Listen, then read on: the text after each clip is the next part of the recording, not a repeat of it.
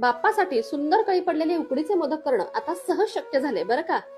कारण आपल्या मदतीला आला आहे हा इझी मोदक मोल्ड. उकडीचे मोदक खायला सर्वांनाच आवडतात, पण त्याला कळी पडायला सर्वांना जमत नाही. पण हे मात्र आता शक्य झालेलं आहे फक्त इझी मोदक मोल्डमुळे. या मोल्ड मध्ये खाली थोडंसं पीठ टाकायचं आणि त्यावरती आपली उकड ठेवायची आणि वरून फक्त थोडंसं प्रेस करायचं. लगेचच आपली ही छान अशी कळीदार मोदकाची पारी तयार होईल. पहा कशा सुंदर कळ्या पडल्यात. आता यामध्ये सारण भरायचं आणि नेहमीप्रमाणे आपला हा मोदक व्यवस्थित बंद करून घ्यायचा. फक्त एकाच मिनिटात छान असा कळी पडलेला मोदक तयार.